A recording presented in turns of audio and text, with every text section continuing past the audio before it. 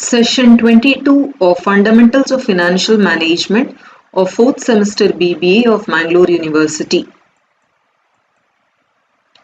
In this session, we shall study about the modern techniques of capital budgeting. Discounted techniques or modern methods. There are 4 techniques that we study: net present value method, internal rate of return method, profitability index method, and discounted payback method. Net present value method, which is also known as discounted cash flow method, is a popular capital budgeting technique that takes into account the time value of money. Under this method, cash flows of different years are calculated differently and made comparable in terms of present value. For this, the net cash inflows of various periods are discounted using required rate of return, which is predetermined. This method compares present value of cash inflows with the initial cost of the project for the decision purpose.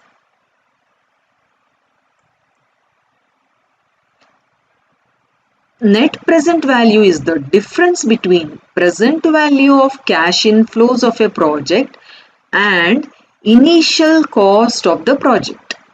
Net present value is equal to present value of all future cash inflows minus initial investment.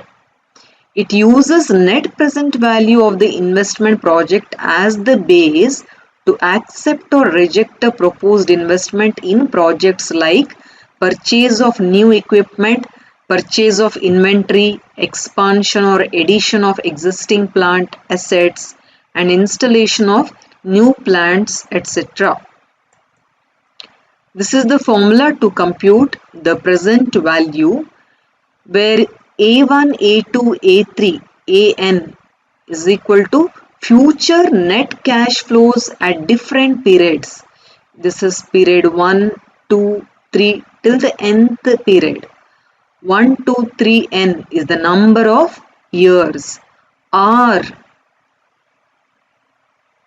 is the rate of discount of internal rate of return, where cash inflows after tax before depreciation is considered. The accept-reject criterion for NPV is: in case the NPV is positive or more than 0, then the project is to be accepted. In case the NPV is negative or less than 0, then the project is to be rejected. Let us see the merits of net present value method. It recognizes the time value of money and is suitable to be applied in a situation with uniform cash outflows and uneven cash inflows or cash flows at different periods of time. It takes into account the earnings over the entire life of the project and the true profitability of the investment proposal can be evaluated. It takes into consideration the objective of maximum profitability. The net present value method suffers from the following limitations. As compared to the traditional methods, the net present value method is more difficult to understand and operate. It may not give good results while comparing projects with unequal lives, as the projects having higher net present value but realized in a longer span may not be as desirable as a project having something lesser net present value achieved in a much shorter span of life of the project. It may not give good results while comparing projects with unequal investment of funds. It is not easy to determine an appropriate discount rate. This is the second discounted method, internal rate of return. It is also known as time adjusted rate of return, discounted rate of return, yield method, and trial and error method.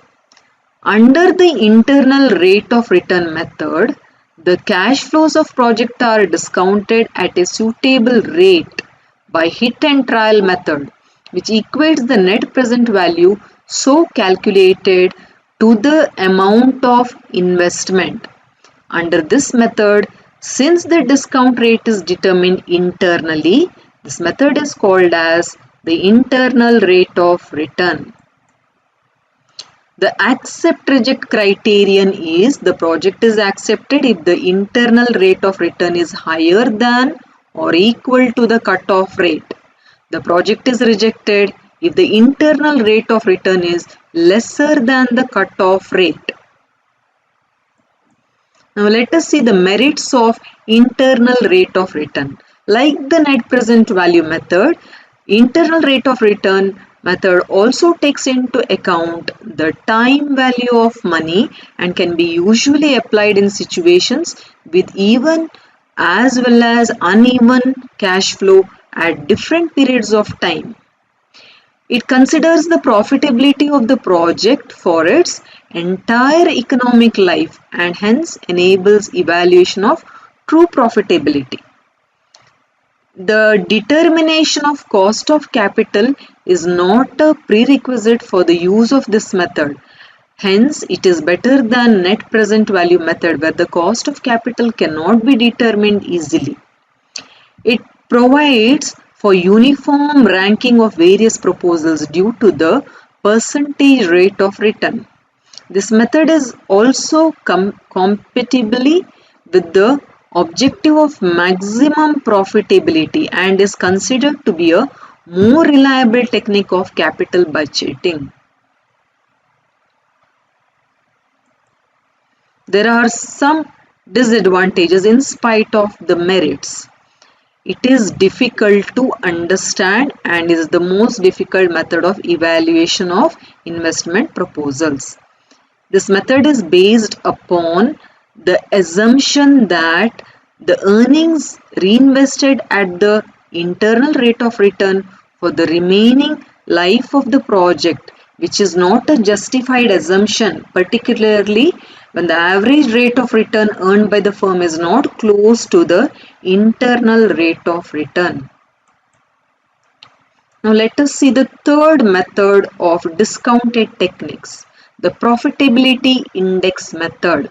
Profitability index, also called as benefit cost ratio or desirability factor, is the relationship between present value of cash inflows and the present value of cash outflows. The accept reject criterion in case of profitability indexes, this is a continuation of net present value method, and the based on the net present value, the project is accepted if the profitability index is more than 1 and the project is rejected if the profitability index is less than 1. The merits of profitability index method is like the other methods of discounted cash flow techniques. This method also takes into account the time value of money and it is easy to understand and operate. But there are demerits to this method also. It is not easy to rank projects when costs differ.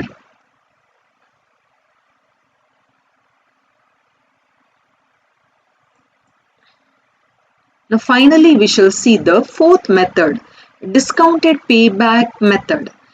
This method is an advancement of the payback period method which we studied in the traditional technique. A serious limitation of payback period method was that it ignores the time value of money.